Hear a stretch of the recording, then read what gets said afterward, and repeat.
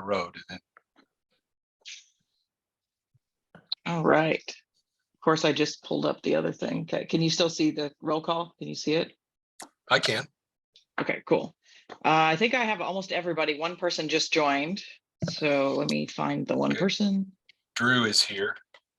Yep. Oh, Oh yeah, I put him under Shreveport. Yeah, sorry. Let me go change that. That's okay. You can be under Shreveport too. Yeah, I wanted to double count. Okay. Kenneth Davis is new. Kenneth. All right. I got Kenneth from Alamo City. Okay, so I have it as we have Alamo City, Kenneth, Austin Black's Michael Norton, Austin Huns Chris Hansen or Hansel, Austin Valkyries Marissa, Bay Area Beth, Bay Area Men, Jeff, Dallas Harlequins, John Dale, Dallas Harlequin Women's, Whitney, Reds, Dodge, also Jeff, Denton, Marie, Galveston, Fid, John's representing Grand Prairie, Sally Hark, and also Glenn. OKC Tribe is Rob Prentice, Shreveport Drew, and then I got a couple board members. So Kat, Wendy, Sean, Kirk as well. Who did I miss? Because there's 22 and I can't find you on the list. Who didn't I call? Oh, Rod's twice, so we're good. Okay, well, welcome everybody to the 2022 end of fiscal year AGM. And it is just to let you know that we'll go through the financials and so forth in general. It's our first year back from COVID impacted seasons. But as you'll see when we go through some of our stuff, the impact of COVID is still with us, and we'll still see that in financials and registration numbers. But it's better than we feared it would be, both at the Texas level and at the national level. We forecast or sort of conservatively planned on a 60% return to play. So, basically being prepared to have lost 40% of the membership during the COVID layoff. And as it turned out, membership returned to closer to 80 to 85%, but it has not gotten back to 100% of pre-COVID numbers. So there has been some loss of members, some loss of clubs due to COVID, but it was not as bad as we were, as the worst case scenario that we were budgeting off of and forecasting off of. So just in general at both the national level and at the Texas level, we're in a little bit better situation than we were afraid we might be in. And we're back to playing rugby. We're doing nationals. We're doing full playoffs. We're doing full seasons. We're playing in all divisions. So really, it should be onward and upward from here. There are some other good news, things to come down the pike. Those of you who have been here over the last 10, 15 minutes, 20 minutes have heard us talk about the new registration system. Sport Lomo is dead. Long live Rugby Explorer. So Rugby Explorer is going to be the new registration system for USA Rugby. It was originally developed for the Australian Rugby Union, which is really a lot better fit culturally and how their rugby is organized and how they do things than the Sport Lomo system, which was developed originally for Ireland. Folks in Australia move around from city to city a lot like folks in America do. They deal with the geographic challenges that we do. It's just a much better fit for us. It's also a system that is frankly just better designed at the database level. A lot of the problems we had with Sport Lomo had to do with their database structure. It was just not a well architected piece of software. And then the other big advantage that we've had with Sport Lomo is that Jamie McGregor, who works in the national office, he's Australian. And when he was working with the Australian Rugby Union, one of the things that he worked on was the development and rollout of the Sport Lomo or the Rugby Explorer system in Australia. So we've got a subject matter expert, not just in the software, but a subject matter expert in the process of identifying requirements and making sure that the software that you get at the end matches the requirements you had when you started out. I know I've already done the registration, found it much easier than Sport Lomo. I know Hansel was mentioning that he's had some 20 odd players register already and hasn't gotten any questions. So that's a really good, those are all good signs. It also has a competition management system that will be replacing the CMS system that we've used for a number of years. That competition system is supposed to be a lot more mobile friendly. If you ever tried to do a roster on the CMS on your mobile in the old system, it was dang near impossible. So that should be much easier for us to use. We also had the advantage in Texas. We were one of the unions that was tapped early on to do some of the testing and evaluation of the Rugby Explorer system when it was being proposed and when they were in the early stages of customizing it or tailoring it to our needs. So we had a number of people from the Texas Union who were involved in that process and were able to get our input in.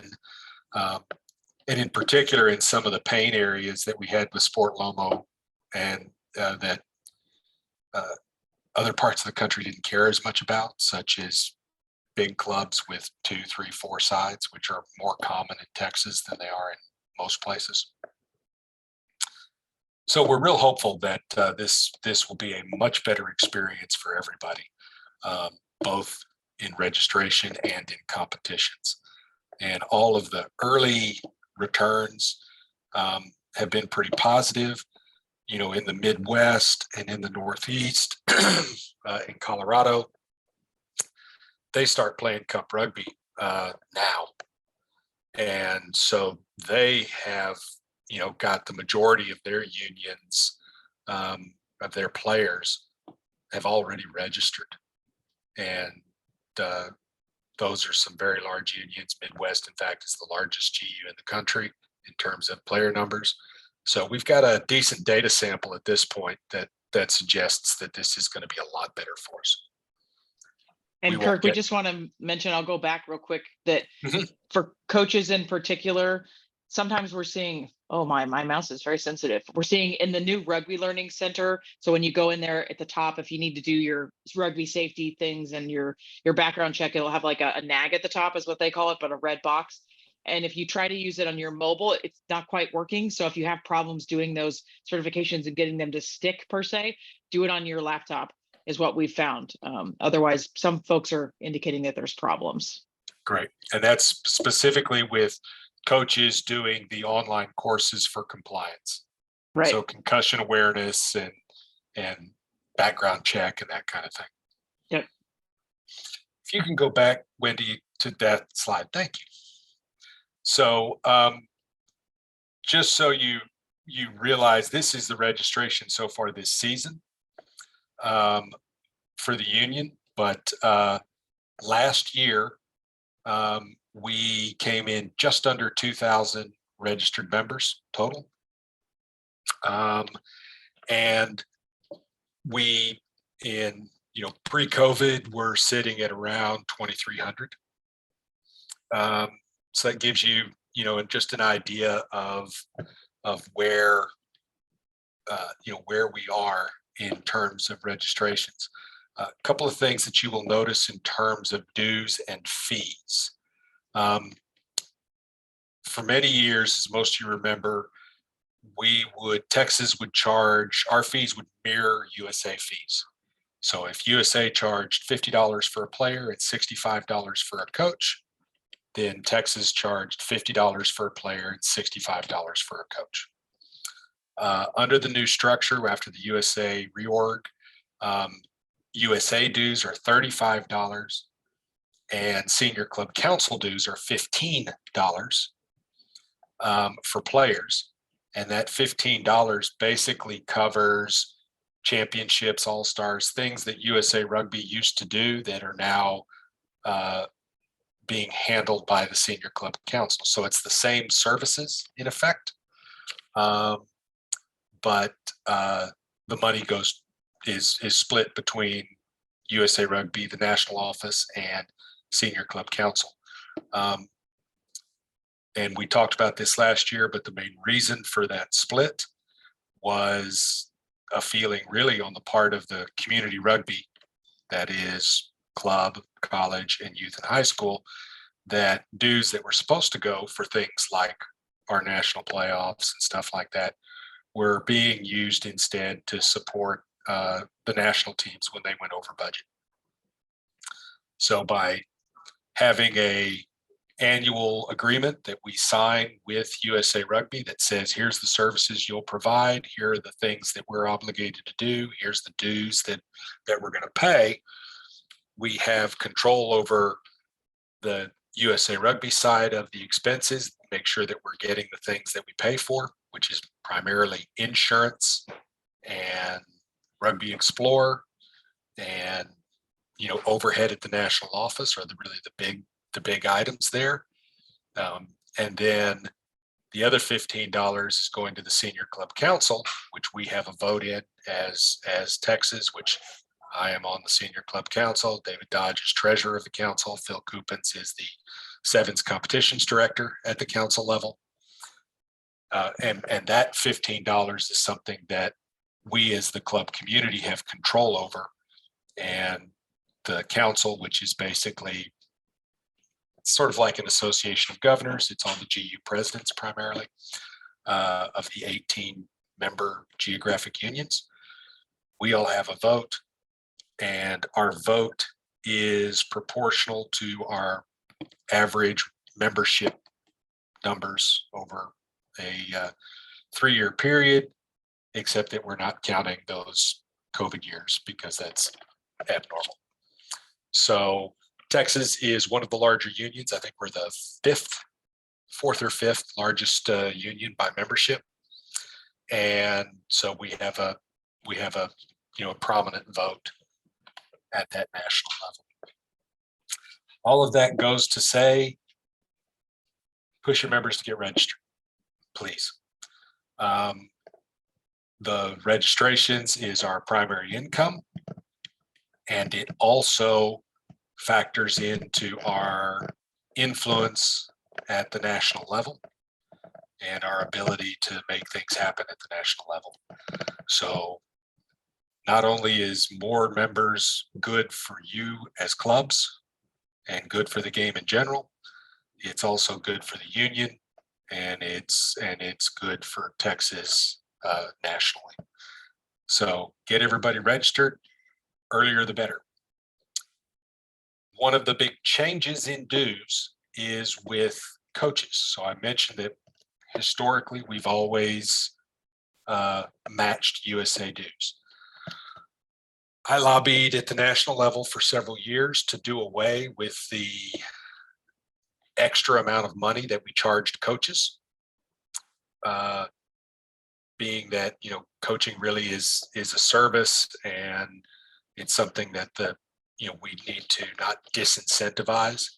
The problem there is that the background checks, which are required by the U.S. Olympic Committee, largely because of the big gymnastics scandal and some of the scandals they've had at that level. Coaching background checks are expensive. They're particularly expensive when the coach comes from overseas and they're having to do an international background check, not just a background check against U.S. databases. And so USA Rugby was not willing to get rid of that extra $30 that they charge a coach. So a player pays 35 in US dues, coach pays 65. So what has happened is last year, Texas stopped charging coaches $65, only charged coaches 50, same as we charge players. This year, we were able to get the senior club council to waive their $15 fee for coaches as well. So now that $30 that coaches pay extra to USA Rugby, their TRU dues went down by 15, their senior club council dues went down by 15. So the idea is to sort of make up that that extra expense that coaches are being charged for that background check, so that coaches are not being hit in the pocket as hard to get registered. Some of our bigger clubs, I know, pay for the coaches' registration. So in that case, the club is getting hit for less money to get their coaches registered than they would have in pre-COVID. So when you go through and you see as a player, okay, I'm paying $15 to senior club council, and then a coach goes in and they're paying $0. When you go in, you see that USA Rugby is charging 65 for a coach, but they only charge 35 for a player. That's where all that is coming from. Is it's basically Texas and senior club council trying to mitigate that background check cost that coaches have to pay. Any questions on dues? Cool. So if we'll go ahead and let's go ahead and jump to the next slide. Okay, so we do have elections coming up. I think it's actually supposed to be financials. Sorry. Oh, I was going to say, I think we missed something. Yeah, it's supposed to be financials. Okay, well, I'll tell you what. Wendy, if you will give me control, and I will share my screen. Yeah, I think that should let you do it. All right, can everybody see my screen? Yep. All right, so financials. So what we have, the basic upshot here, and I alluded to this earlier, is that we went over budget this year. So we spent, well, we didn't go over budget. We had less income than we anticipated. And we spent more than we took in. So we actually had budgeted to spend 134,000 this year. We only spent 129.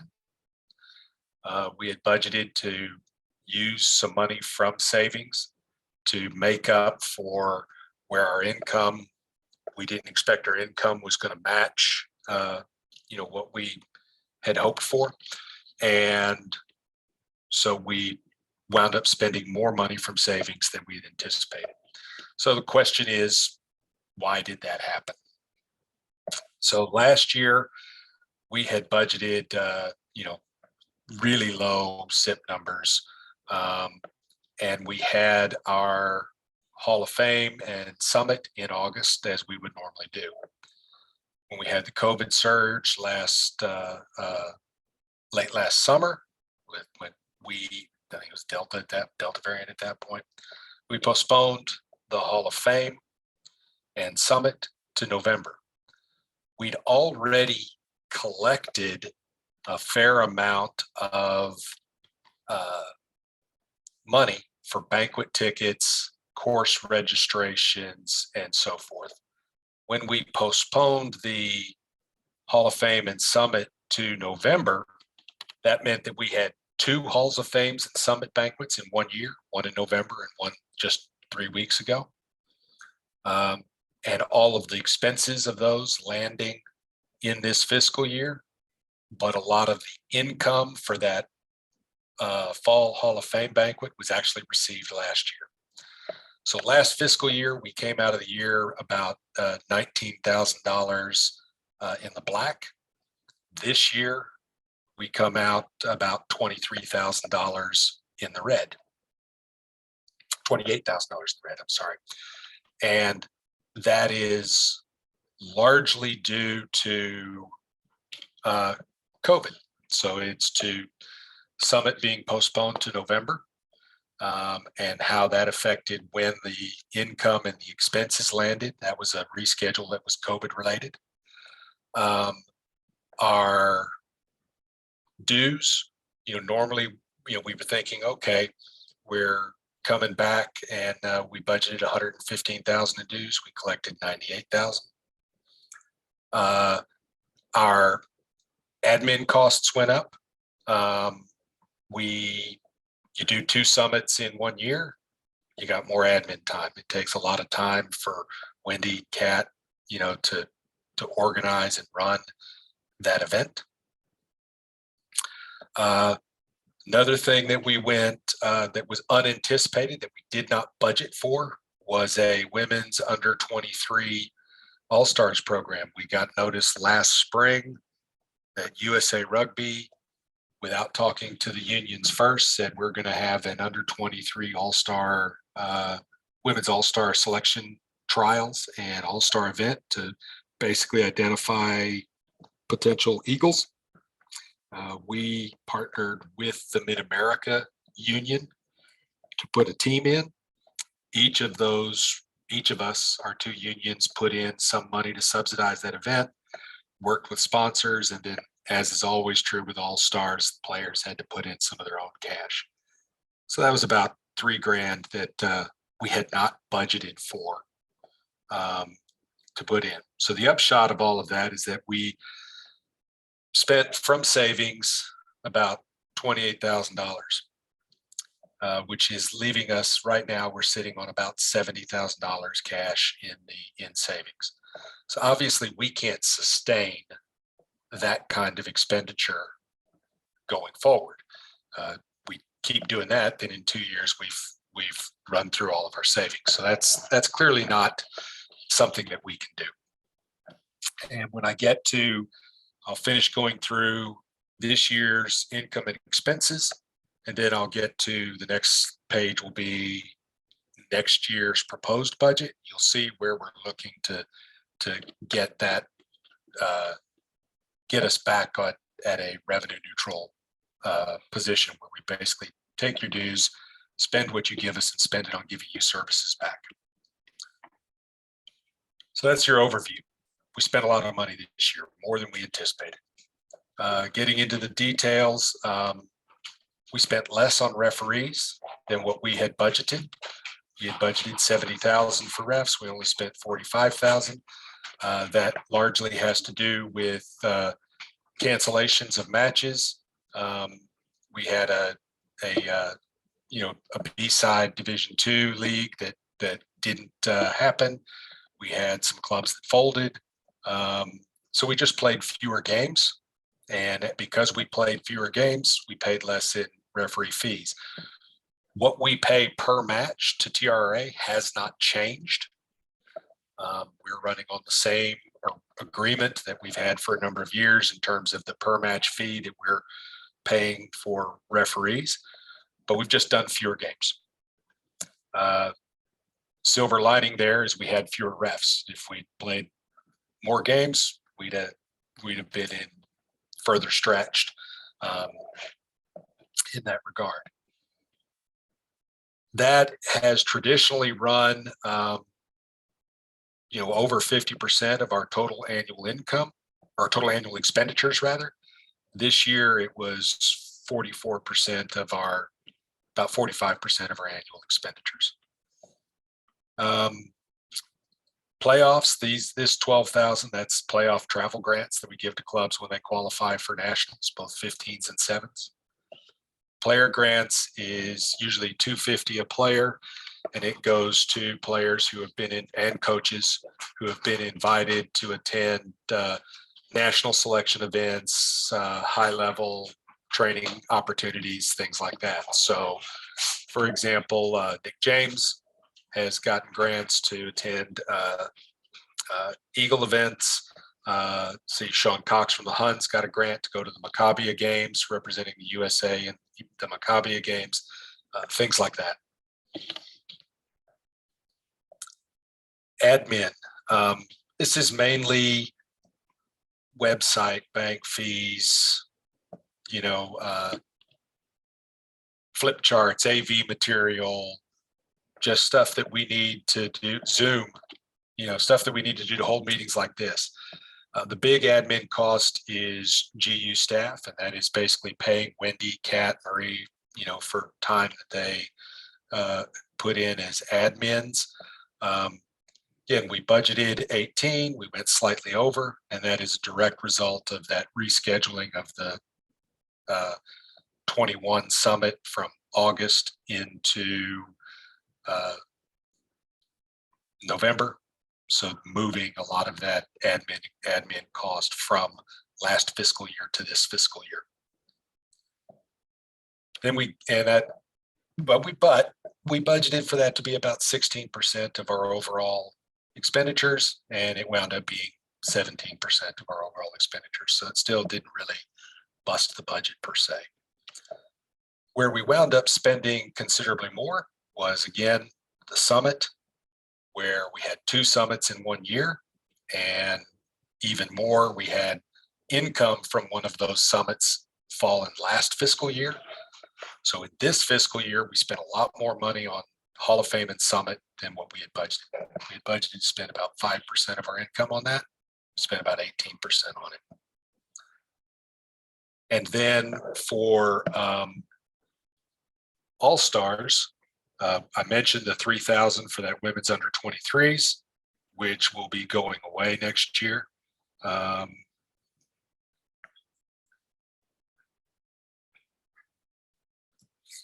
And we'll have, and then, just the Mary Graham All-Stars, the women's All-Stars that we do every year up in Dallas. So I've got a couple of questions coming on our question on texts. So first one on referee costs. Our referee costs have always been usually between 50 and 60% of our total revenue, or our total expenditures rather. It is based on a per match fee. D1 games are more expensive than D2 and D3 games. Saturday games are more expensive than Sunday games. We do, the vast majority of our referee services are provided by TRRA, Texas Rugby Referees Association. We have on occasion had some overflow to the Lone Star Association, Referee Association, when we had a fixture congestion and there was a game that there weren't any TRA refs available in that area. That only happened a couple of times. I mean, like a couple of matches all last year. It was very small.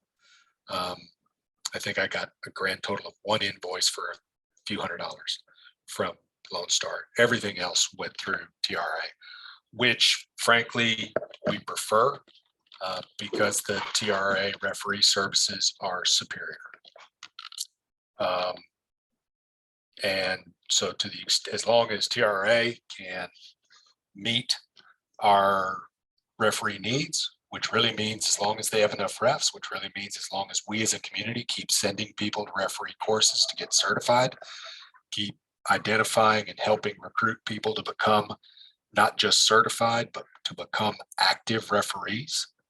As long as we keep doing that, we can keep those services coming through TRA, which does probably the best, if not one of the best jobs in the United States in terms of training and developing referees. And you see that when you look at, when you watch things internationally, and you see people like Kat and Joey Swatzel and and Scott Green and folks like that refereeing at MLR and Six Nations and National Sevens events and everything else that we're in. We're very fortunate in that regard. Really, the best way for us to mitigate referee expenses is to control the number of games we play and to control when we play them. We can make life a lot easier if we avoid everybody can't play Saturday afternoon in March at 2 o'clock. The games have to be spread out. Sometimes we've asked people to play Sunday games. That's always been extremely unpopular, but we've always tried to do that only when it was local teams playing in their metro area, so there wasn't a travel component to the match. We can certainly ease things in terms of that, but the cost that we pay for referees is really a pass-through. It's the fee that the referee receives. It's the cost of travel to get a referee to and from where they've got to go. It's the cost of referee kit. It's the cost of referee training. It's not, nobody is Sean is not getting rich off of being TRA president. I can guarantee you that, any more than I'm making money being TRU president. It's an out-of-pocket situation for all of us, really. Same as I'm sure it is for you guys as club presidents. You're not getting paid to be a club president. You're, if anything, spending your own money. With regards to playoffs, I think we had a question as to why playoffs were so much more. Part of that is just we hadn't played playoffs in a couple of years, and I just carried through the budget number from pre-COVID, which would have been 2018, I think, or no, 2019, and just carried it through. And as you know, inflation, things got more expensive. So, everything that you have to do with a playoff event, could be hotel for a match commissioner, could be balls, trophies, all the stuff that goes into putting on a playoff event. We didn't build in, I didn't, that's not, I say we, I didn't build in inflation into that estimate. We also, as you know, if you're at the playoffs, we changed the trophy sort of situation where we went with some with a one big trophy that stays with the union. It has a plaque, and all the clubs that have won it get engraved on the plaque, on the big trophy, and then medals and plaques that also go out to the clubs. So we spent more money on awards that some of it's up front that won't be spent next year. We're looking at that program and seeing whether we want to tweak that if we still want to continue doing things exactly that way. Wendy, do you have anything you'd like to add on that cost on playoffs? I'm sorry, somebody was about to chime in. I think Dodge was going to talk about Gulf Coast. That's all I wanted to add. Yeah, I was going to say, I think that playoff number is inflated by the fact that we paid for streaming and some other costs to host the super regional, which we won't have this year because it'll be right. So that thank you for, and I had completely, I knew that and completely blanked on it. So thank you for bringing that up, Dodgy. So we also hosted the super regional this year in Texas, in Houston, the Gulf Coast Super Regional. We have an agreement in place. It was part of us doing it this year that it would alternate, and next year it will be hosted in Atlanta. Is that correct, David? I don't think they've settled on a spot yet. Okay. The unions over there have to come up with something based on the criteria that we put in the agreement. So basically it's us on the one side, and it's True South, Georgia, Carolinas, and Florida on the other. And so for that Gulf Coast region, Texas gets basically half the seats, and they get half the seats. And we alternate, and we hosted it the first year because, to be perfectly blunt, we were in a better position to pull off a good event than they were. And we did stream those games. We were also the only super regional that streamed their matches. None of the other super regionals around the country streamed matches. I personally think that that's well worth the money that we spent to do it. We certainly get a lot of great feedback from the clubs and the supporters of the teams that participated when we do it. And it gives us something that we can potentially put out there if we continue to host that super regional every other year as a potential, sponsor opportunity, exposure opportunity that we can provide to sponsors. But we won't have that Gulf Coast regional cost this next year. Any other questions on how we spent this year's money? Kirk, I did have a question about referees. This may be better for Bean, and it may not be appropriate for this audience, but I think, what can we do as clubs strategically what has worked best in terms of getting more referees into TRA? I know there's like a number of, if you have this many at a training, then you only get this many continuing. Like, what can we do just to use our time wisely? Yeah, so I'll give my quick hit, and then I'll let Bean go on from there. One thing that I know we found is, and it's probably won't surprise you because it's sort of the same thing as when you recruit a player. If you get a referee certified and you can get them in the center in a game in less than a month after getting certified, your chances of retention are a lot better than if you say you certify somebody in June and they don't get a chance to referee a game. You don't come back to ask them to ref something until November. That's bad. So I'm sure you see that with players. A player comes out to practice. If you can get that player into a game in 2 or 3 weeks, they're more likely to stick than if they spend 3 months playing touch and never see a field. Bean, you have anything to add to that? So what I would remark is that the sort of national average is, if you have a level 1 of match official course of about 15 people, you're going to get 1 referee out of that. I mean, that's just the retention rate that we're seeing right now on average. So yeah, I would agree with Kurt. The sooner we can get them in the center, the better. We are working on a number of ref camps. So Lone Survivor is coming up. What is that? November 12th, where we're sort of mitigating our normal referee fee in order to use that as an opportunity to sort of incubate some refs, having comms out there, having refs sort of shadow. Another thing I would kind of throw out there is, let's get some of those dual athletes. Where the Reds have been great about providing, some of their D1 players that are kind of looking for something else to do when there's not necessarily a D1 game. We've gotten some great refs out of that just to help with like high school games. So any times we can sort of take that high school, when Rugby Texas schedule comes out, it kind of sends our blood pressure up a little bit, because it's just adding on greater demands on our bandwidth than we normally would have. So those dual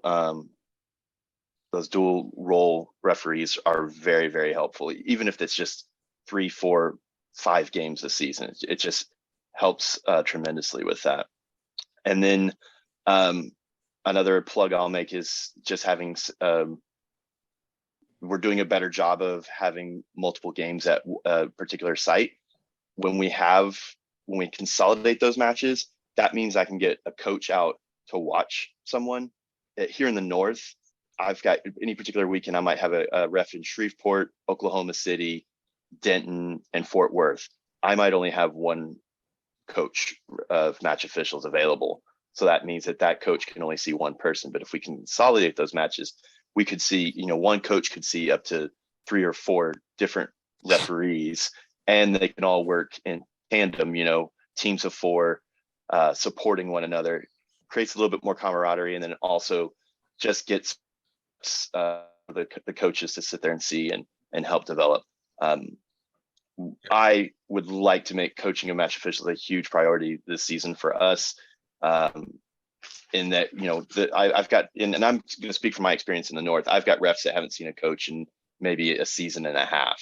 So the more I can get eyes on, more I can get video of, the more, coaches, more reps I can get with those people, the better off it'll be. Thanks. Yeah. Not only does having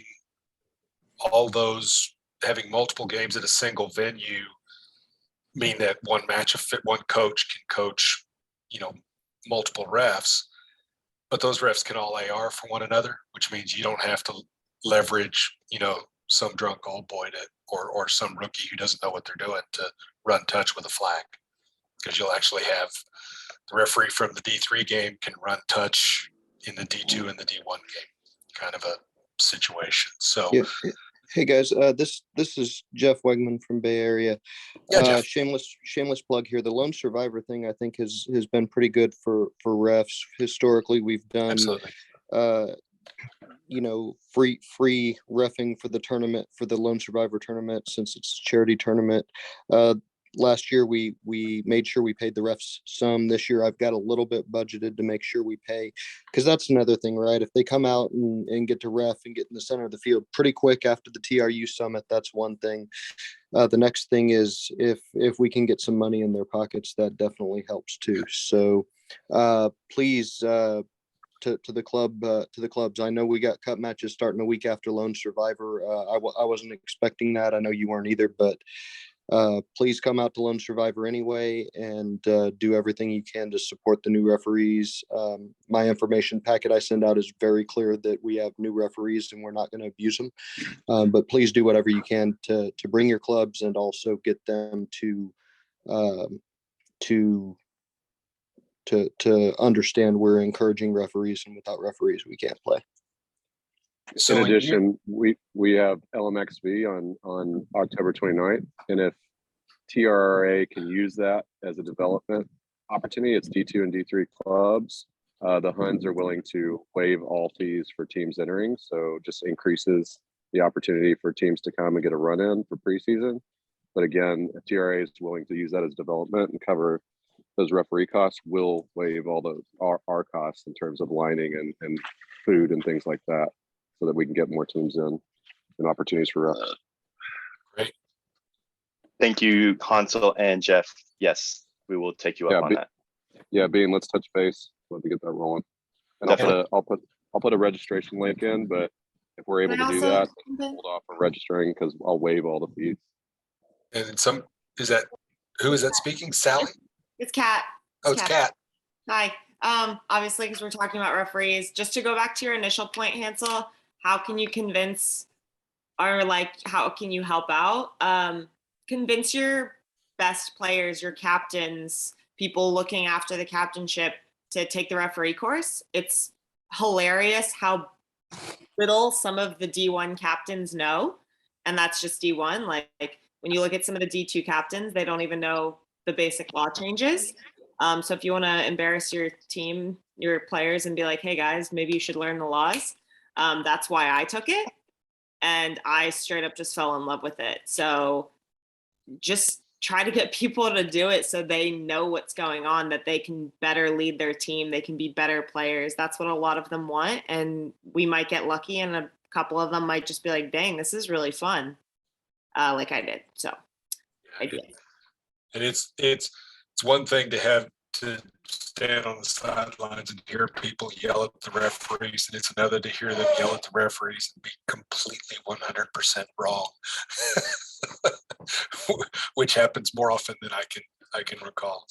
So unless there are other questions, I'm going to move on to what I'm proposing for next year.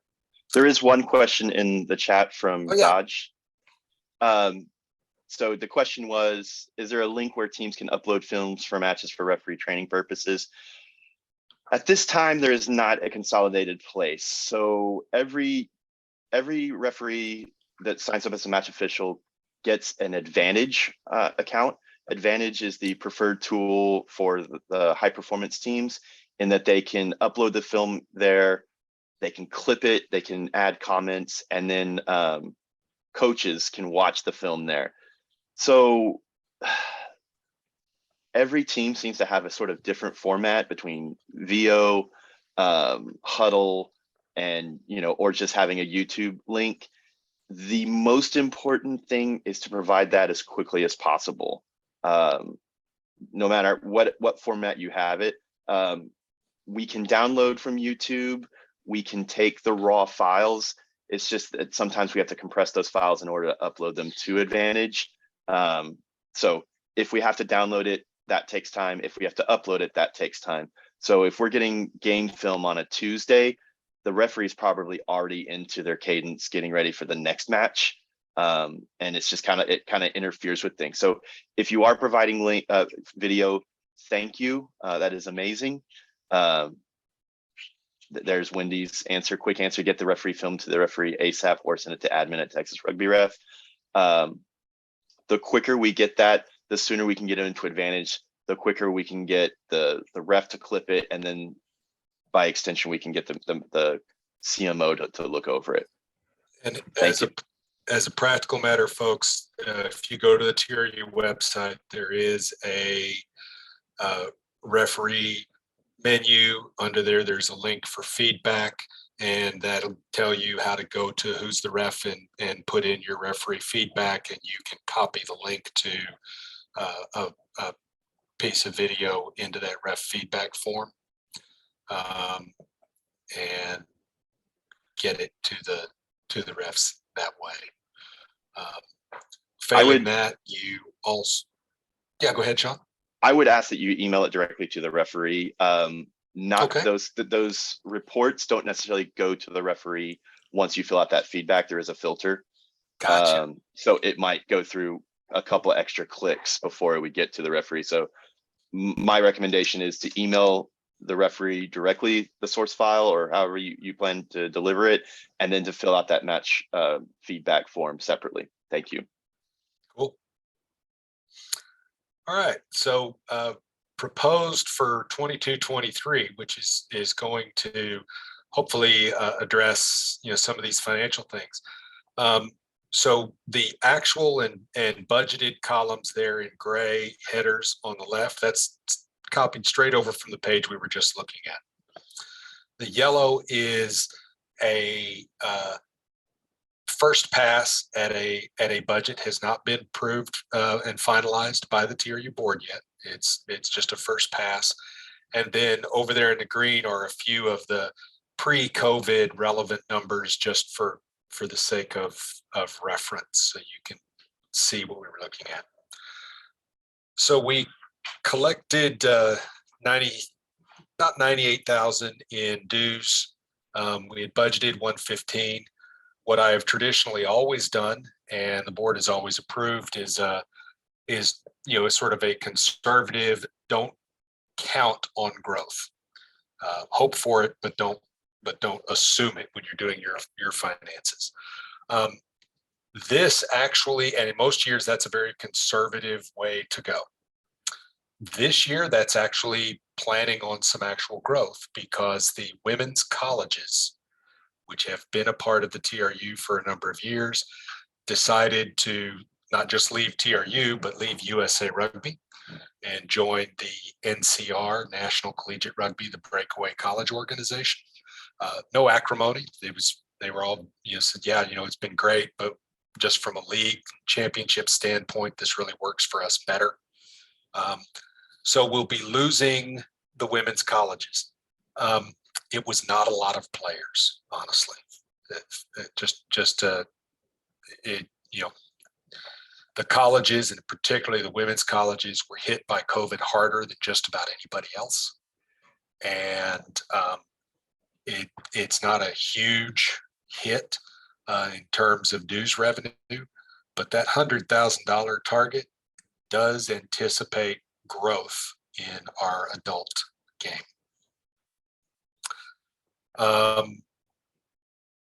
The 15,000 injection from equity, that is basically what would go from savings to meet all the expenses if everything is exactly the way it was anticipated. So I increased the budget for TRU championships in relation to, what we discussed, both, that there's been inflation, which I didn't calculate in, but we won't have the Gulf Coast Super Regional this year. So I did bump that up. For reference, you can see that in the last pre-COVID championships, we actually ran about 7,000, so 8,000, I'm hoping we'll cover it. I budgeted, I'm proposing 60,000 for referees, which is a significant increase over what we paid last year, assuming that we're going to continue to recover and play more rugby. So again, I try to be conservative on income and overestimate costs. And normally that winds up with us breaking even or even a little bit in the black. And again, for reference, pre-COVID, last time we had a full season pre-COVID, we spent about 72,000 on referees. Player grants, playoff grants, I have left pretty much the same. Here's what we paid in playoffs this year. That's what we paid in playoff grants the last full pre-COVID year of national championships. So 15,000 should be sufficient. So it's a little bit over. If we bust that budget, it's because we sent more people to national finals than we traditionally do. It means that, we've got, instead of having 1 or 2 people playing in the national final four, we've got 4 or 5 clubs playing in the national final four. So that's not necessarily a bad thing if we miss on that. I increased the board travel budget. Typically, most of us don't put in expenses for board travel. I do have an expense that I'll be putting in for my trip to Summit and Hall of Fame last month, but it didn't hit before Dave closed the books on August 31 for the fiscal year. So I know there's going to be some travel that was budgeted for last year that we didn't spend, and it'll hit this year. So I went ahead and increased that amount there. I left the admin budget where the same as it was last year on this proposed to be considered budget. Yeah, we went over that this past year, but that's because we had the 2 summits and Hall of Fames.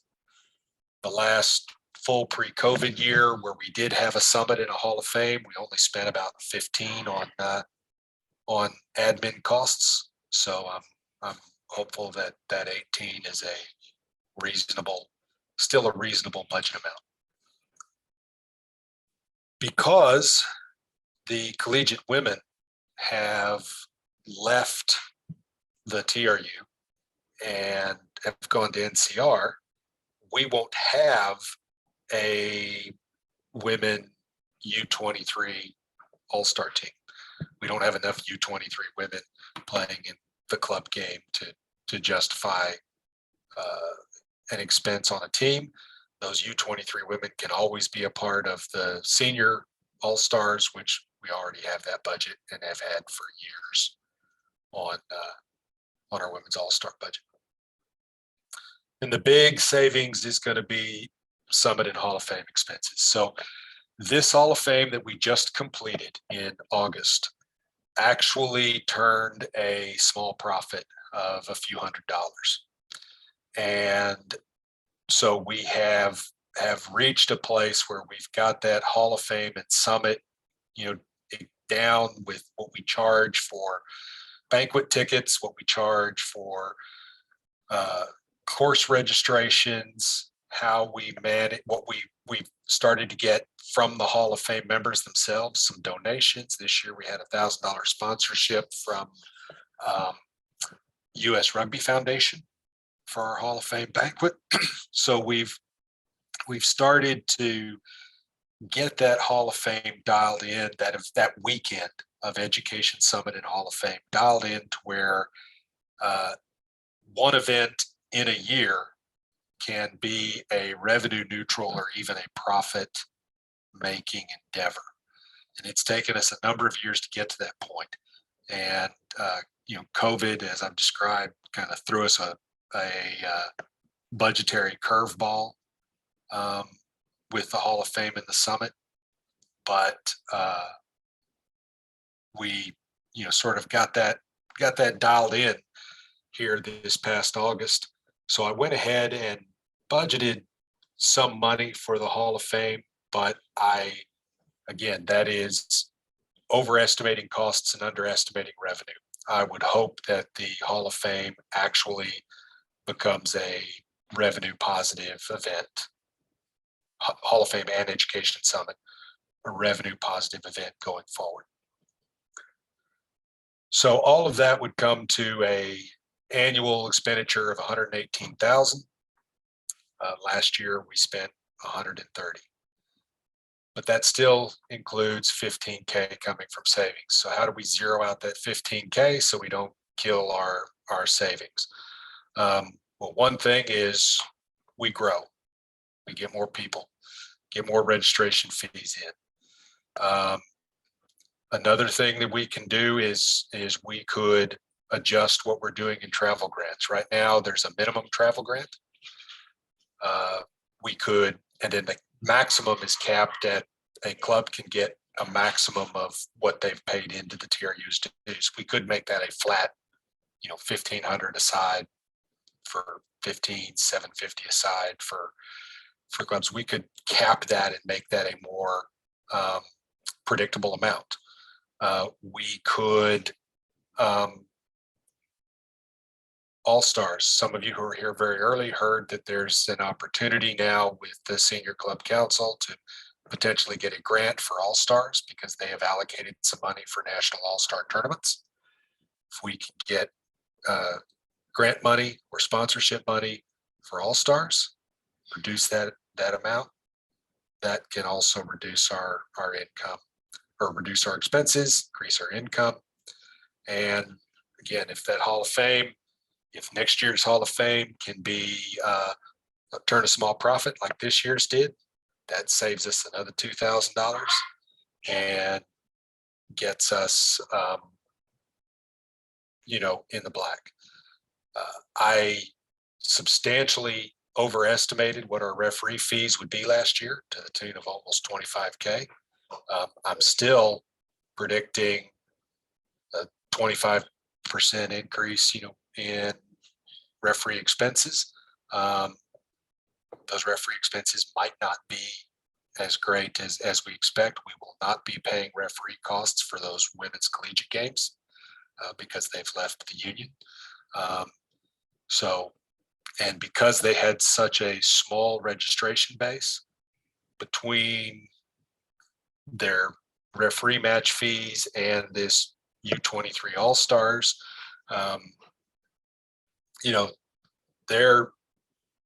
they were getting a good deal. And so that I think will put us closer to the black.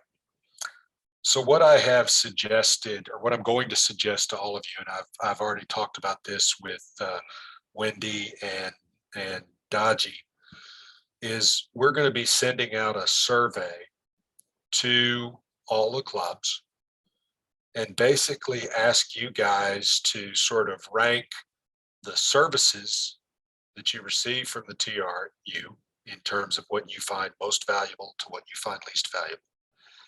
And then rank some suggestions on how we can reduce costs or control revenue. And again, rank those into the ones that you find the most objectionable to the ones you find the least objectionable.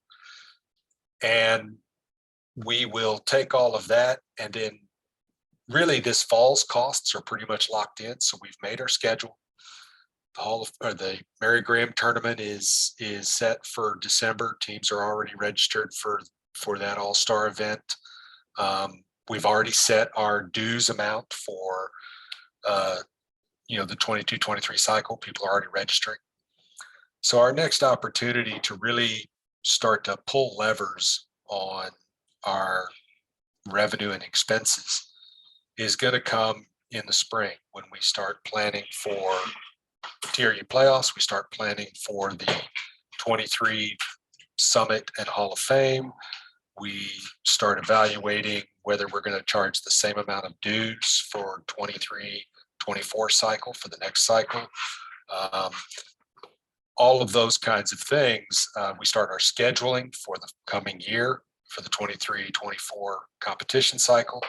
Next spring is when we have the opportunity to really start pulling the levers on making big changes to our revenue and cost model. And when we get to that point and we know how registrations are going this year and whether, you know, we're seeing growth or decline or flat, we'll also have that feedback from you as clubs as to, you know, what services you value the most and what increases in, you know, revenue or in cost or reductions in cost you find the most painful or the most attractive. Then we'll have that information so that we can make the decisions we need to make so that we, you know, get this thing back on track and we don't have another year where we drain the savings by that amount. For those of you who've been coming to these meetings for years, we have always budgeted for some sort of injection from savings to balance the budget.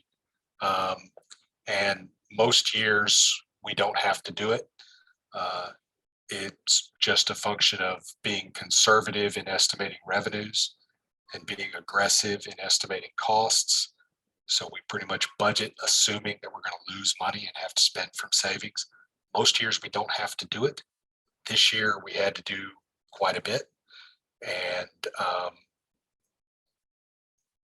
so I think that's the, you know, the real deal there. So we had a question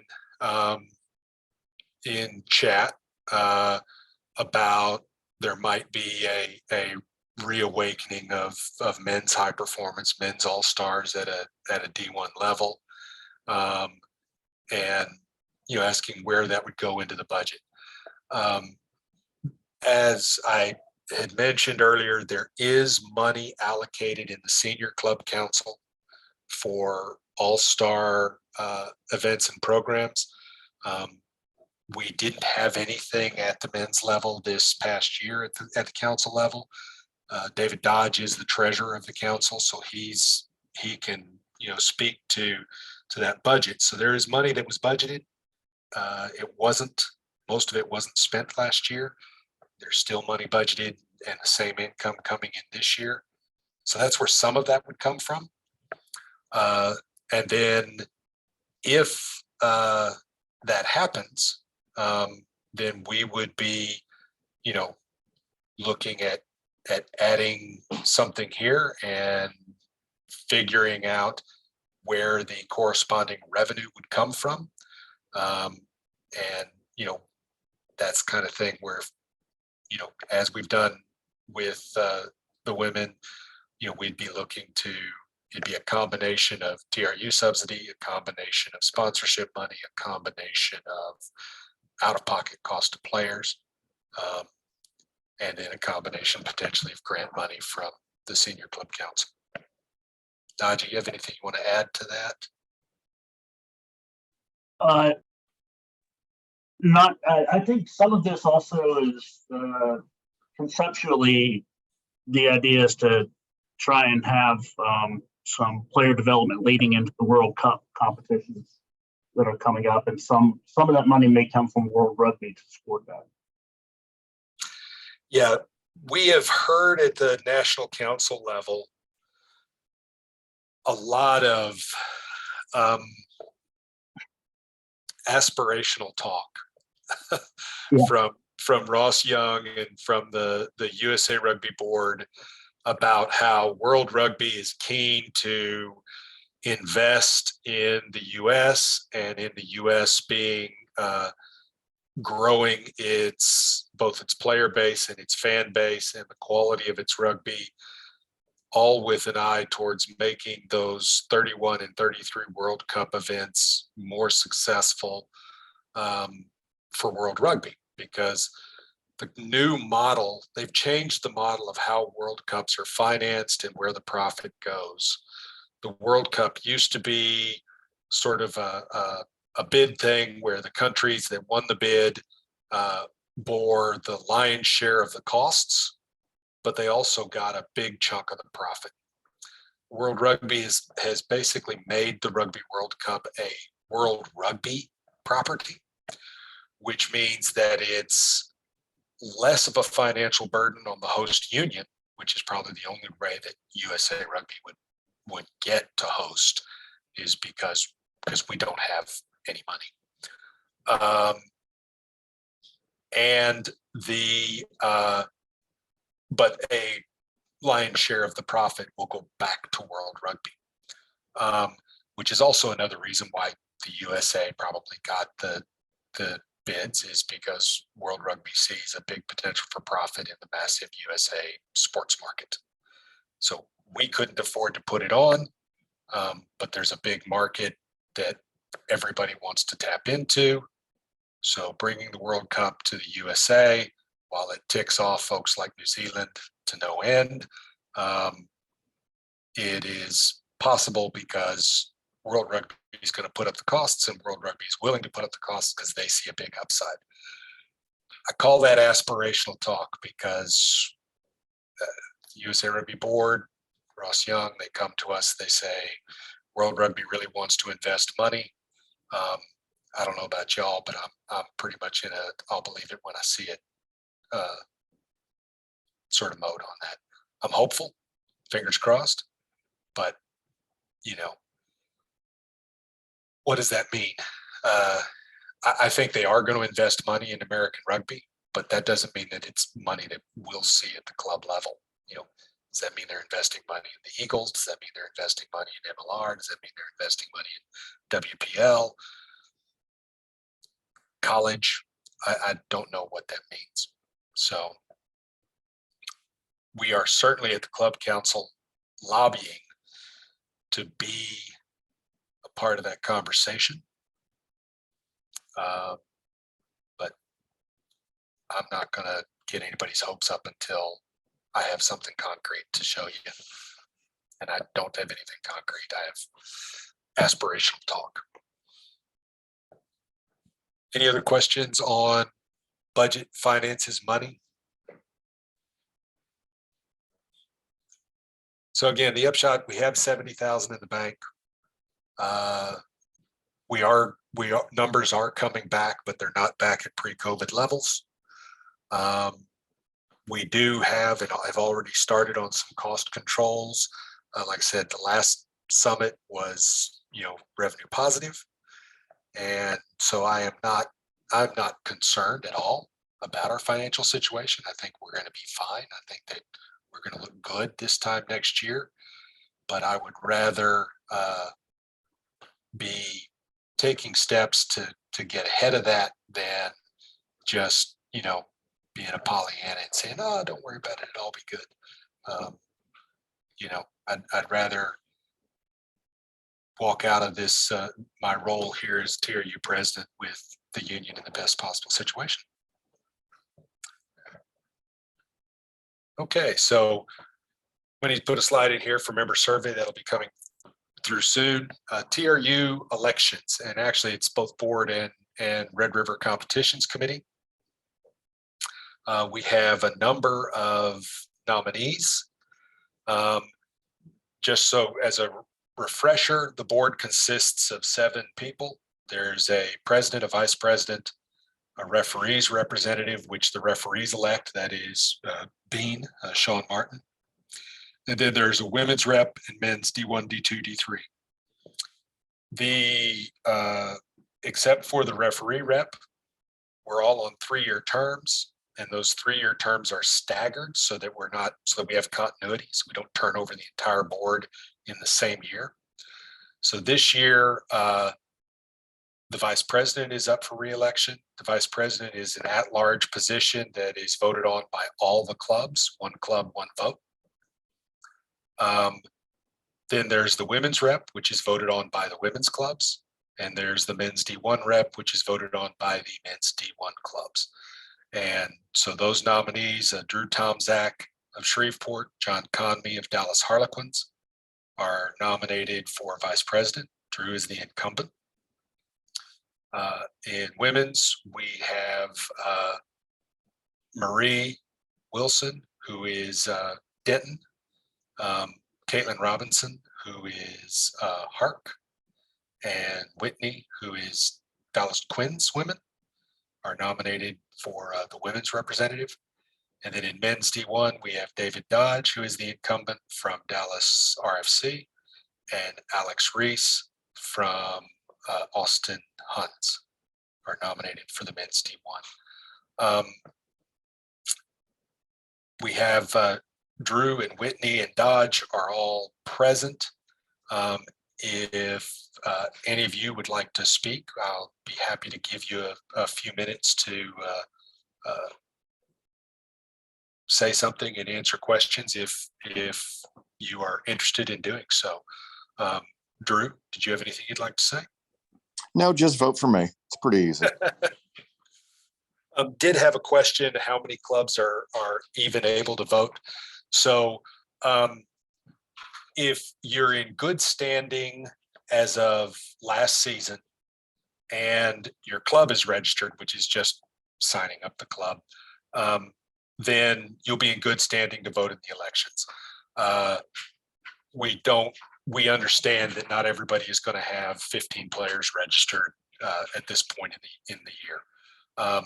If you were not in good standing last year because you folded due to COVID or had shut down or whatever, you need to establish good standing in order to be able to vote in this election, because we don't know that you're really back. I think there's not but one or two clubs that would fall in that category. I think Kingwood, maybe Dodgy, is about the only one. I think King was the only one that I can think of. There were some clubs that re-added second sides, but that wouldn't impact their voting. Yeah, it wouldn't impact their vote at all. So basically, if you are eligible to vote and in good standing as the end of the year that ended 8/31, you're in good standing to vote in this election.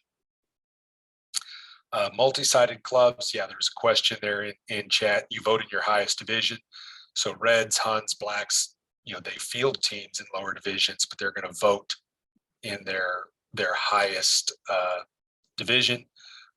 Men's and women's vote separately. So Quinn's women has a vote for vice president. Quinn's men has a vote for vice president, but only Quinn's women would vote for women's board position. Quinn's men would not have a vote for that board position. I mean, that would apply to all the clubs that have integrated women's sides, Bay Area, Hark, Dark, Dallas, and so on. And it's in there are voting rules and published on the website that discuss all of that. Nominations are closed. There will be voting will be done by email. There'll be an email survey that'll be sent out by Wendy and Kat for that. Drew, you've said your piece. Let's see. I don't think Marie or Caitlin is on. Whitney, did you have anything you'd like to say? Marie is Hey on. everybody, I'm Whitney. She Oh, was. Marie's on. I apologize. I did not see Marie was on. Go ahead, Whitney, and then we'll let Marie speak. Excited to even have the opportunity to run for the position. Been around with Texas Rugby for quite some time, since I was a freshman in high school. Happy to answer any questions, but that's about all I have. You have any questions for Marie? I mean, for Whitney? Goodness gracious, I'm struggling. I apologize, guys. Marie, would you like to speak? I've really got nothing to say. Honestly, I put everything in my bio so that everybody has it. I think we have great candidates for between the three of us, honestly. So that's about it. Great. I think it's really exciting because usually those of us that have been women reps have had to pass it on. So I think it's really exciting that we have so many candidates as well. Absolutely. We have had many uncontested races in the past, and that is not always a good thing. And then men's D1, I don't think Alex is on. Alex, are you on? Just so that I don't misspeak again. All right, Dodgy, you have anything you want to say? I think people have heard enough from me, but just wanted to say, please, men's D1 clubs would appreciate your vote. Thank you. All right. Any questions for there? All right, rocking on. So now the Red River Competitions Committee. So the Competitions Committee is really does a lot of the stuff that affects you day to day as clubs. They do promotion relegation. They do divisional alignments. They do the scheduling, and they set any TRU specific eligibility regulations, tie-breaking regulations for playoffs, those kinds of things. They are a subcommittee or a committee that reports to the TRU board, but they do a great job, and they are elected every year. And basically what happens is everybody who is an incumbent, or they're not elected every year. There's 2 reps for the divisions, and those reps are staggered. But there is a divisional rep open for re-election every year. The nominee, the incumbents, get renominated unless they're stepping down. So for women, Wendy is stepping down, and we didn't have any nominations, so we've reopened those nominations to get someone for the women's seat on the competitions committee. Men's D1 is Jeff Kohlberg from Dallas is the incumbent. I don't believe he's on. Jeff, are you on? And then Michael Norton from Austin Blacks is nominated. And Michael, you're present. Mike, do you have anything you'd like to say? Yeah, sure. I was looking at participants. I recognize most of the names on here, but for anyone who does not know who I am, I've been playing rugby since 1985. Been with Austin Blacks since 2005. Board member since 2013. Been handling the player eligibility, CMS, SIP issues, guys SIP'd. Generally help run the club. Work a lot with some of the RRC folks, with our schedule and other things. Prior to that, I was with New Orleans, and before that, Ole Miss. I was head coach of the Austin area high school club back in 2009 to 2012. So I'd appreciate the vote for those that are eligible. Thanks. And on behalf of Kohlberg, I'll just say newbie.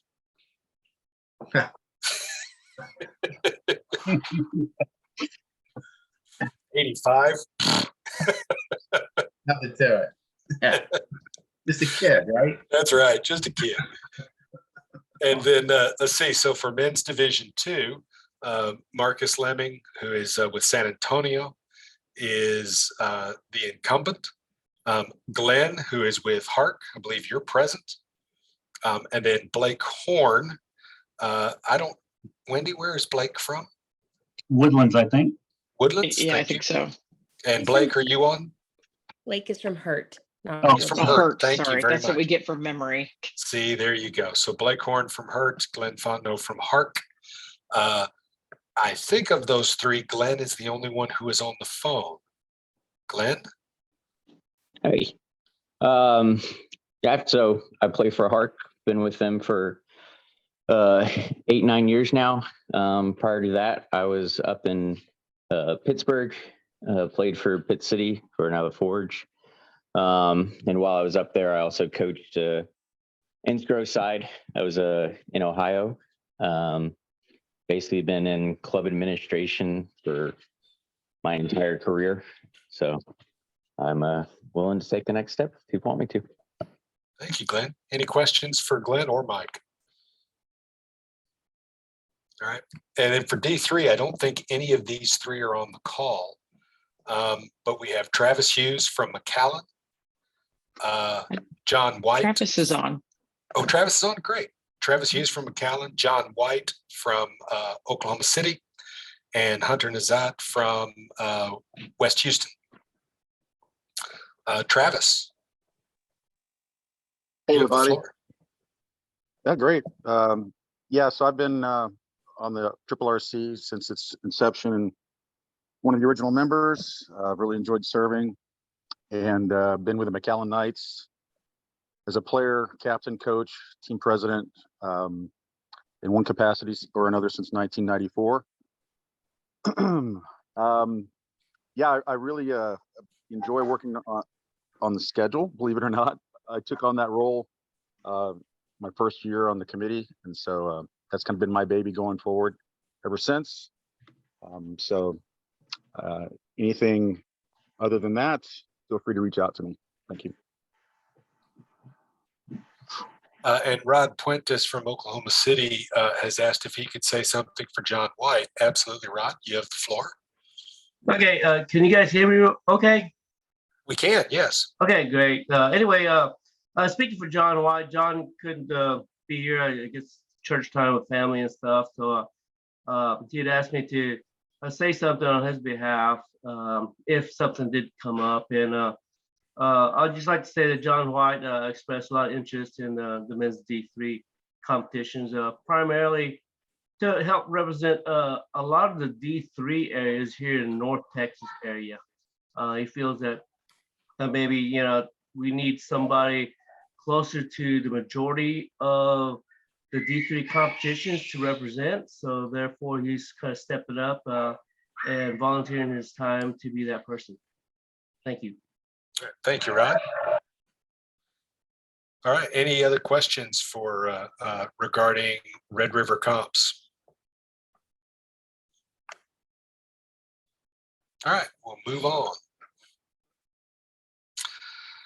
Cool.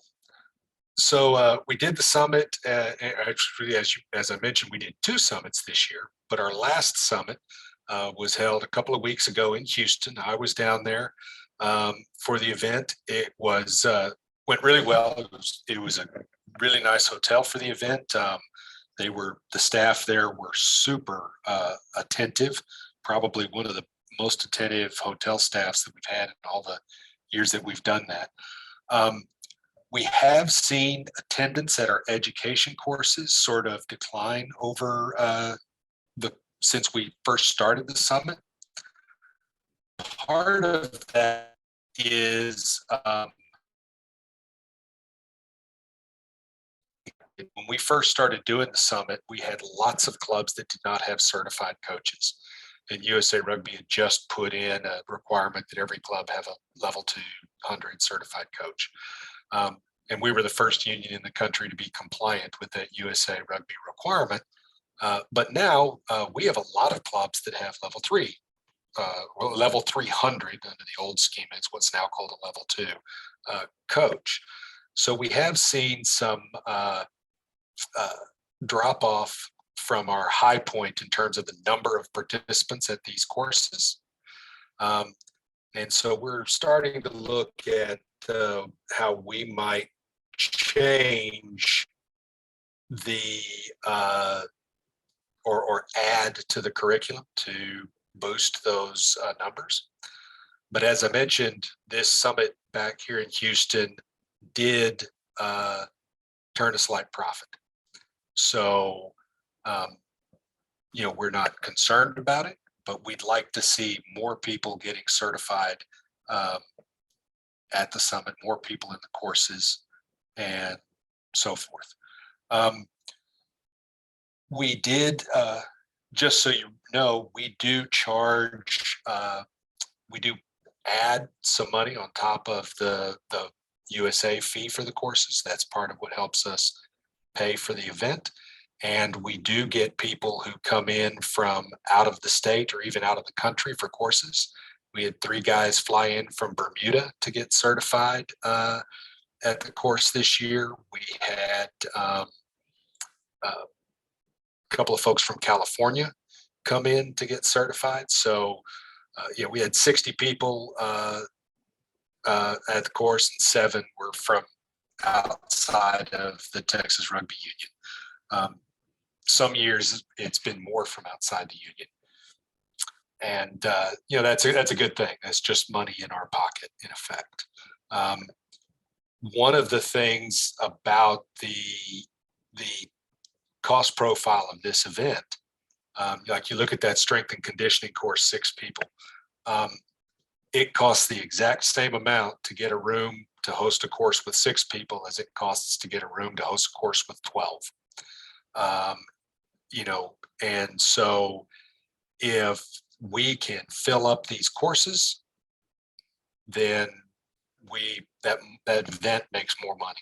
We clear more profit over and above,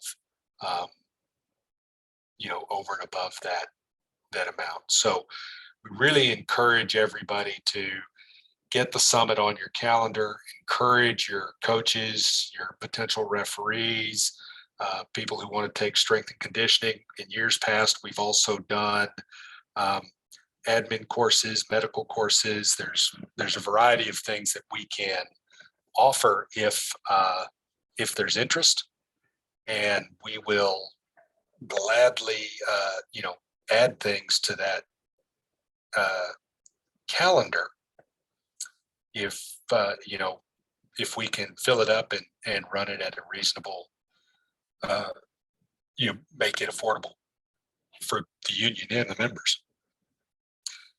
At this same event, every evening, on Saturday evening, we do the annual TRU Hall of Fame banquet to induct that year's Hall of Fame. And we've also started adding some other awards in recent years to recognize people who might not quite fit the Hall of Fame profile, but who absolutely should be recognized. One of the things we do is we recognize a national championship team from TRU history.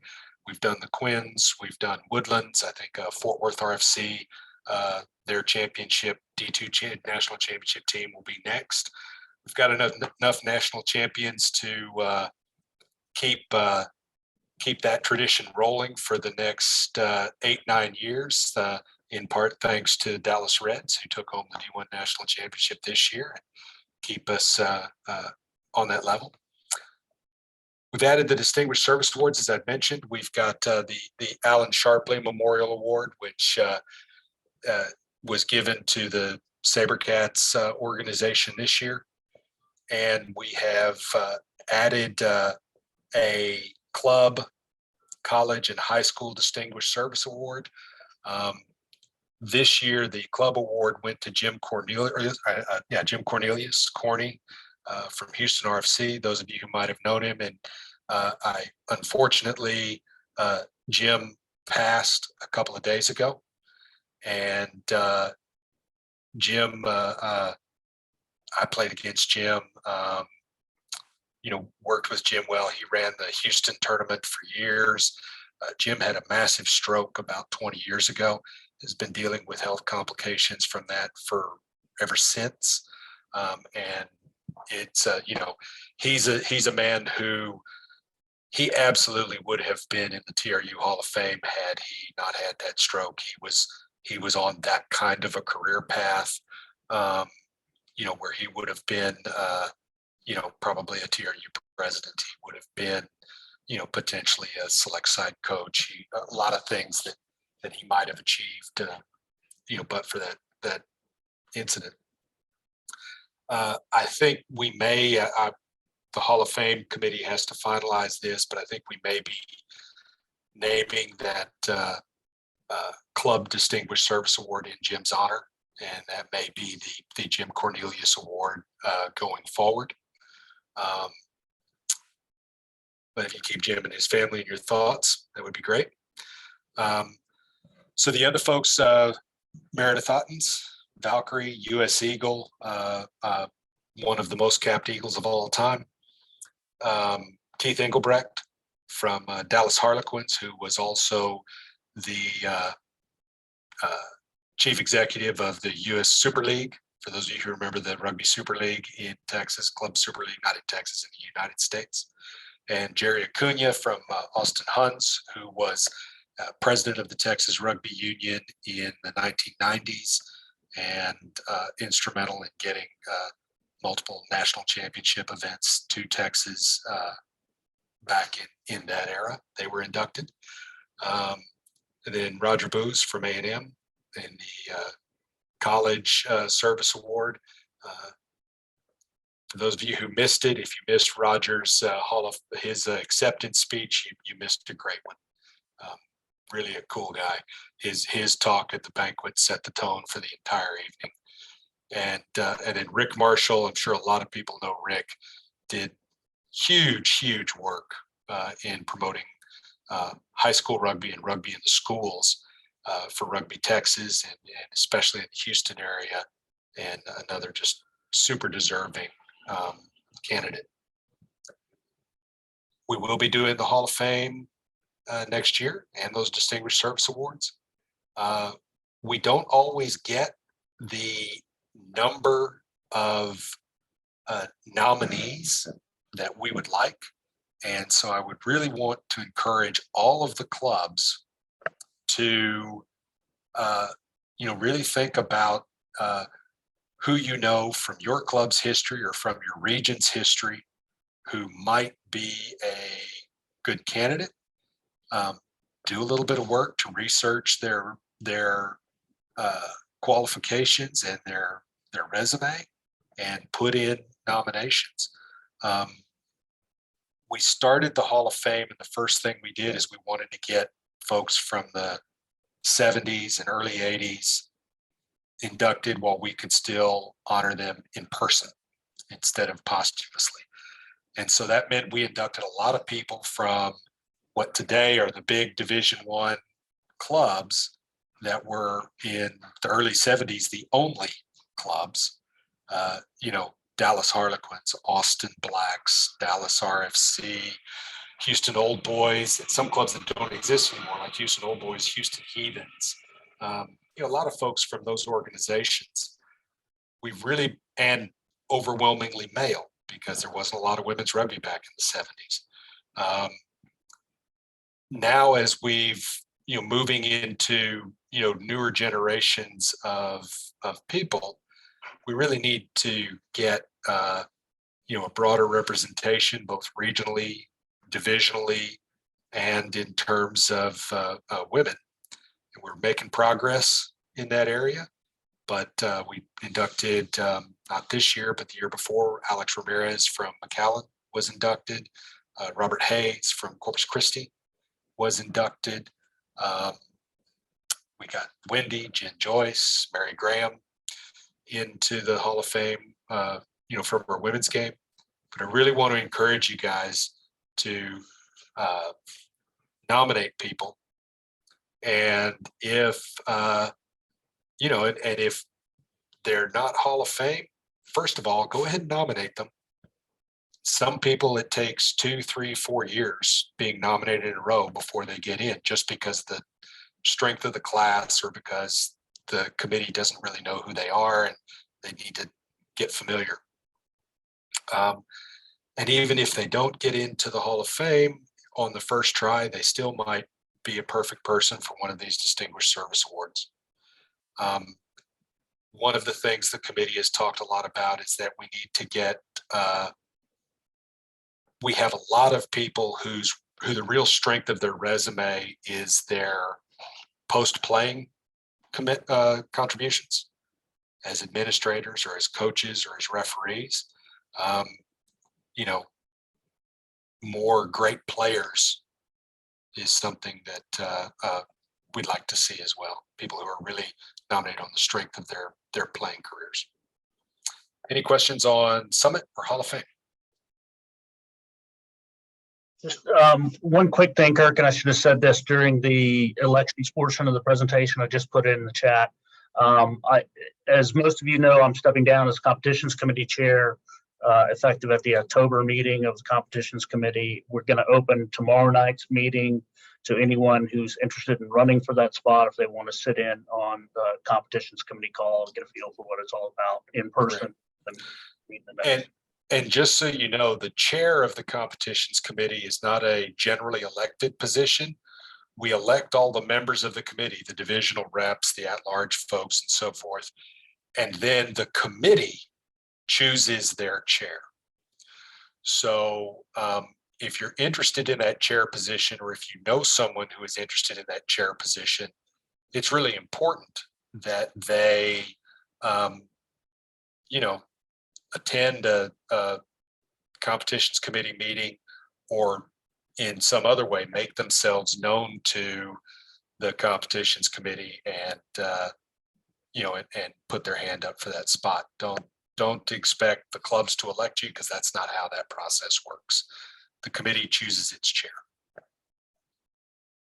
Yeah, and so if you're interested or know somebody who's interested in sitting in on the meeting tomorrow night, just please email Wendy at admin@texasrugbyunion.com, and she can get you added to the calendar entry.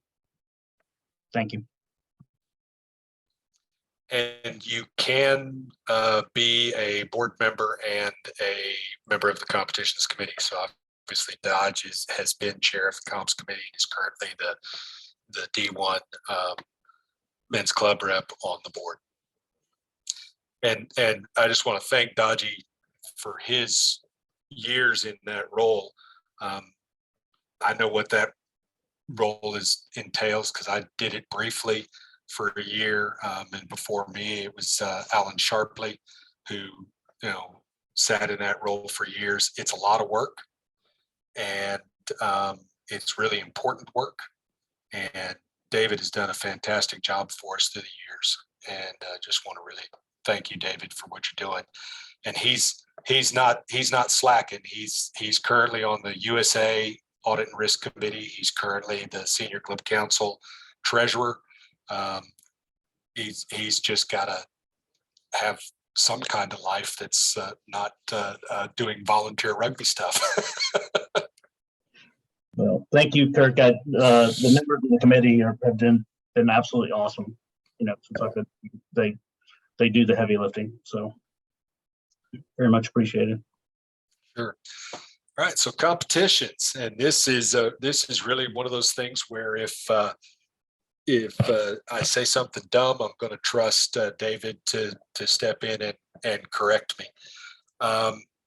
So we have set our schedule, as you all know. You've all received the emails regarding schedule, and had the back and forth of, hey, you missed our blackout date, or we need to change this and that kind of thing. We scheduled like we always do. We sort of take national championships and then schedule backwards from there. The national championship dates were announced and set by the USA Competitions Committee really for like the next 2 or 3 years last year. And we did just recently, a couple of unions have said, oh no, we want to go back to moving the national championships to after Memorial Day instead of before, which I'd have been a lot more open to had they made that request before everybody starts, making schedules and starts playing rugby. So I'm going to be voting against that proposal if and when that proposal gets put up for a vote.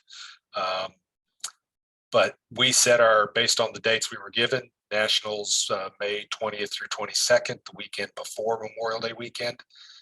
Gulf Coast Super Regionals, which, as we noted this year, will be hosted by the Southern Unions, possibly Atlanta, May 6th and 7th.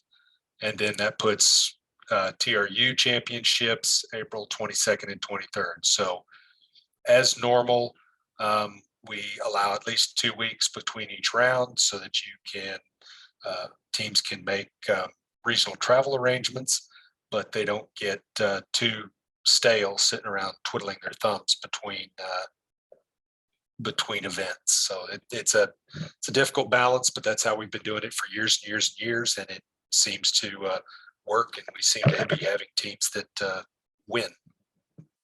So, we're not going to be, too upset with that, but I will certainly be doing everything I can at the council level to keep nationals in that May 20th to 22nd timeframe and not the June 2nd through 4th timeframe.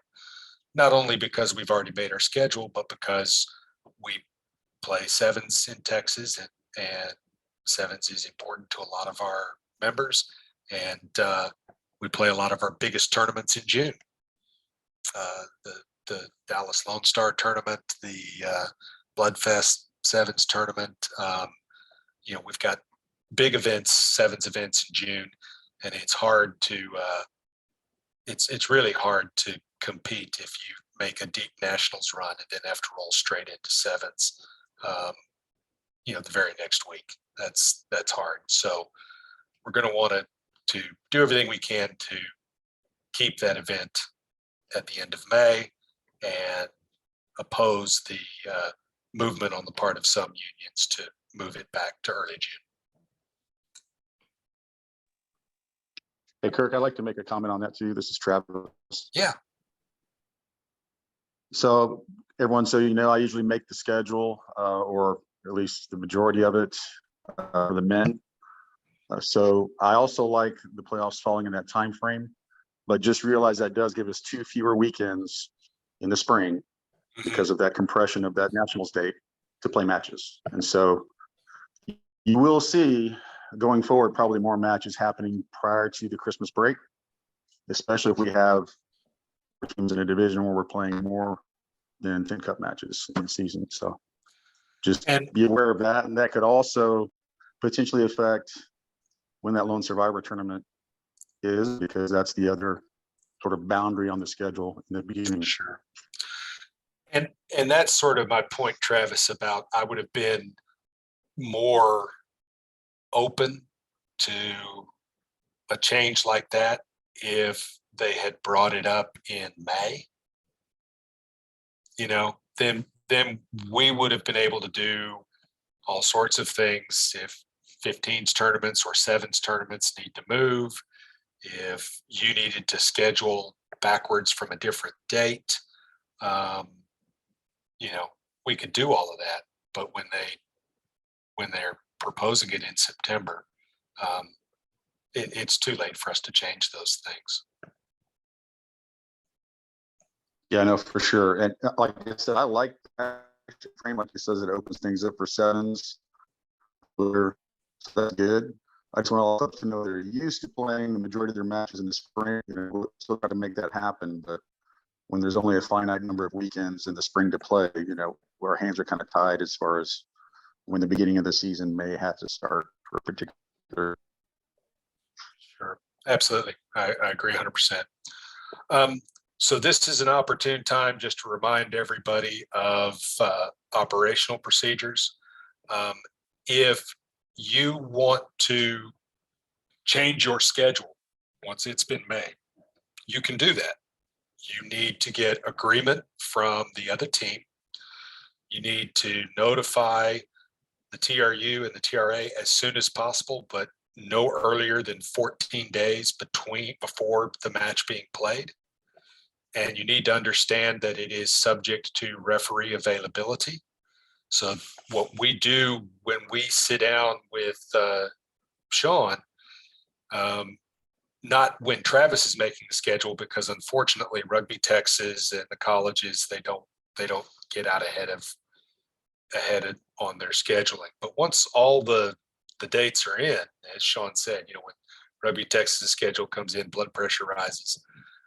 We have kind of a heat map sort of process where we look at where we have the most fixtures and where that's going to require the most referees.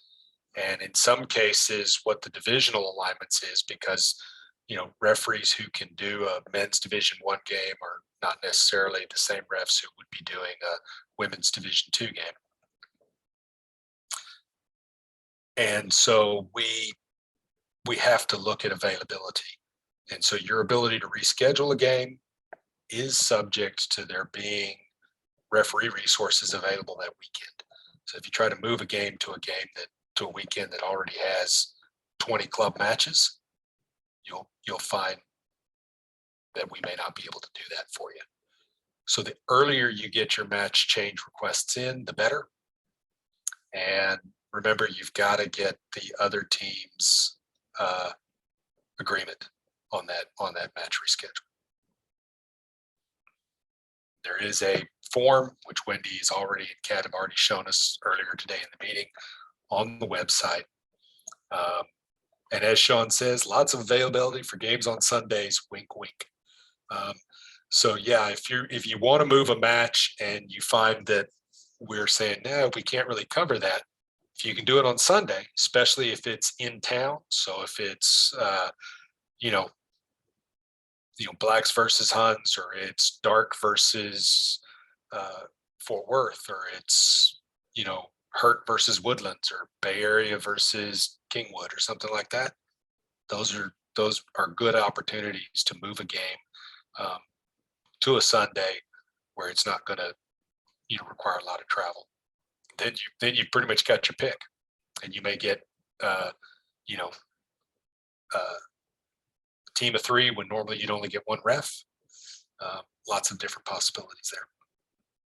Any questions on scheduling competitions? All right, rocking along.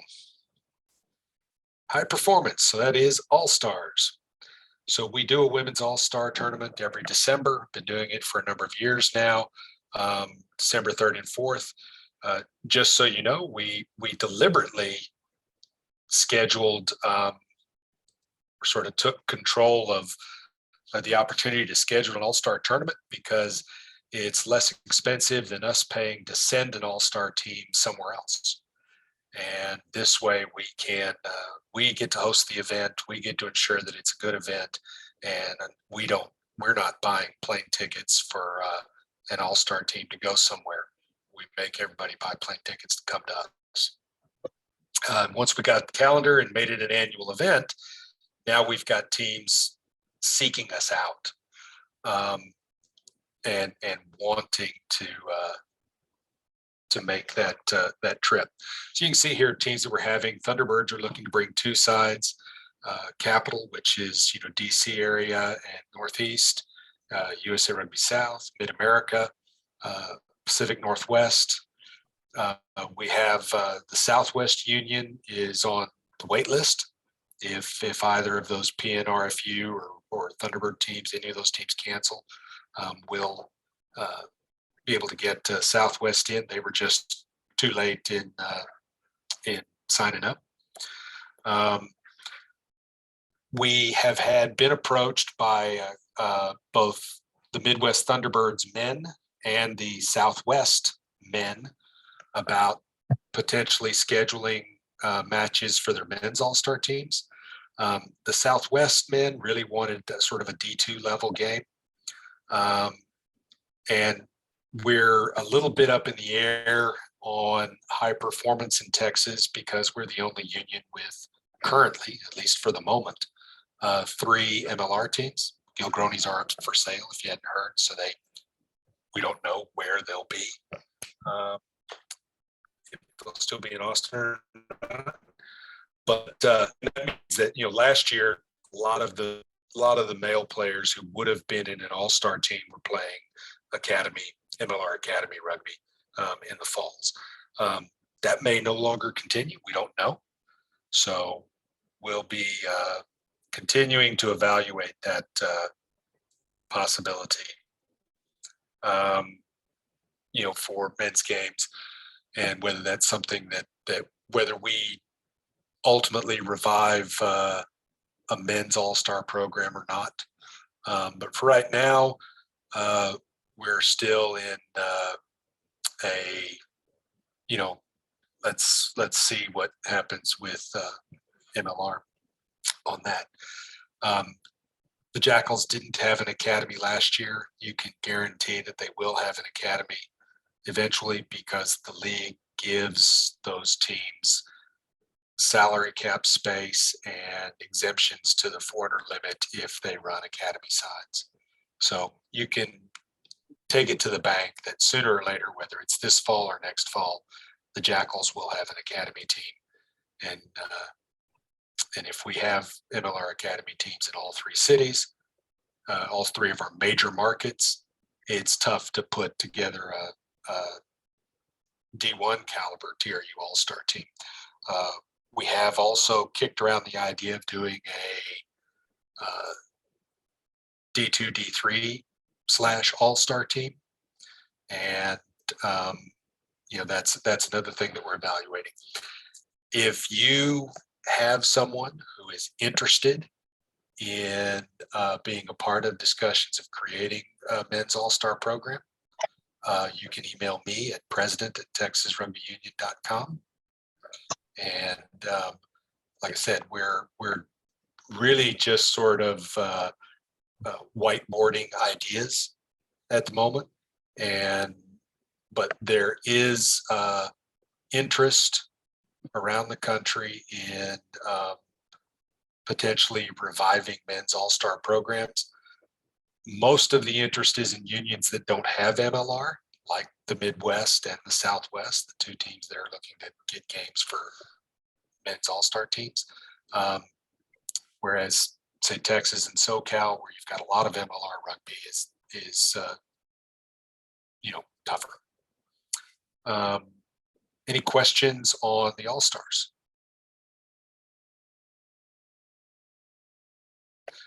Cool. All right. These are just, some kudos to folks and the seasons that they've had. Dallas RFC won the national championship in Division I. Grand Prairie has been making big strides, and they were was that women's TOLA, Wendy? Yep. Yep. Yeah, total champions, and then next page is Red River Sevens. Yep. There again, those damn Dallas RFC guys, and the Sharks, and then 15's champions. There we go, and great stuff, guys. It's been we're doing good things in Texas, and our rugby is at a high level compared to the nation, and just as in general, the union is very well regarded around the country and at the national office as being one of the more competitive unions in the country, one of the better run unions in the country. A lot of folks, look at Texas as something to emulate. So, and that's a credit to everybody on this call and all the people that we all know who do a ton of work for us. And Wendy says she thinks she might have the men's D2 and D3 championships swapped. And I don't know. They look the same. It's just a bunch of dudes in black, like. Yeah. Yeah, you do. I think you do have them swapped because I see Dennis Walker over there in the if I refresh, it's fixed. Yeah, if I refresh, it's fixed. It never happened. Yeah, because D-Walk was playing in the D3. Cool. All right, cool. So branding stuff, we've got a new t-shirt for sale. We did a design contest. This was the design that the members voted online with their social media likes and whatnot as the favorite. It also happened to be the one that I liked best, so I was glad that that's how the member votes came out. But that's because I'm old and it looks like old 70s type font. So that's probably why. And that design was by Kenzie Sloan Tolar of Dark as well. All right. And it's going to be a pre-order because these days, because of supply, you can't just order 2 shirts anymore. We have to order 24 shirts. So you order one and get your friends to order one, and then we'll do the order once we get 24 shirts. So it will sit there and wait until we get 24 shirts. At least 24. Yep. If tomorrow we got 48 orders, then we'll order 48 shirts. Not a problem. Right. Yep. Is Yeah. Kenzie, is that a significant other of Carl? I think it is. I just didn't want to assume. Yeah. Okay, cool. Yeah. I don't It know why is. I care. I don't know why I care. Just curious. Okay. And then I just added another ball to the website too. I'm just literally adding it right now too. So we've almost sold out of the 50th anniversary balls. So now we've got another, just a TRU ball. I can pull it up real quick. Can you see that? Right now, I'm still seeing the slide. Okay, let me bump out and put it up here. There we go. Make it bigger. Cool. So it's got like TRU stuff on it, like mosquitoes, kind of funny stuff on it. So, Hansel, it might not be a bad idea to grab a couple of these balls and take with us to Argentina as gifts. well, the 50th anniversary, I've got about 10 left, and those are $25, and these are 30. So maybe buy those so I can also get them out of my inventory. Yeah. But yes, 2 balls available, 2 hats, 2 balls, now a shirt. We got a lot going on in our shop. So. All right. And then from social media, Wendy does this slide every year. I did have a conversation Friday about a potential sponsor. I'm not at liberty to go into details right now, but Wendy, I'm going to want to pull this slide for that individual to take to the meeting that he's got on Tuesday with that potential sponsor, because this will be helpful. Yeah, for sure.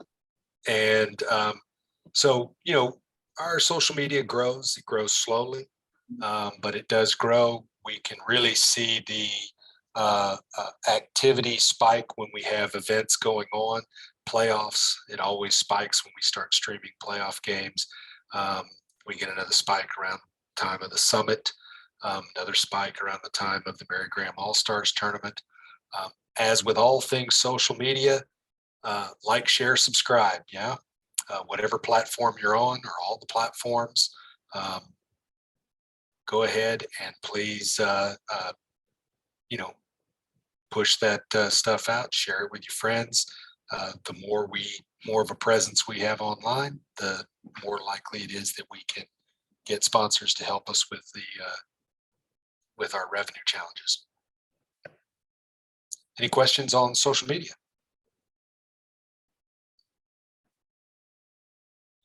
Any questions generally, folks? Cool. I put everybody to sleep. That's another successful event.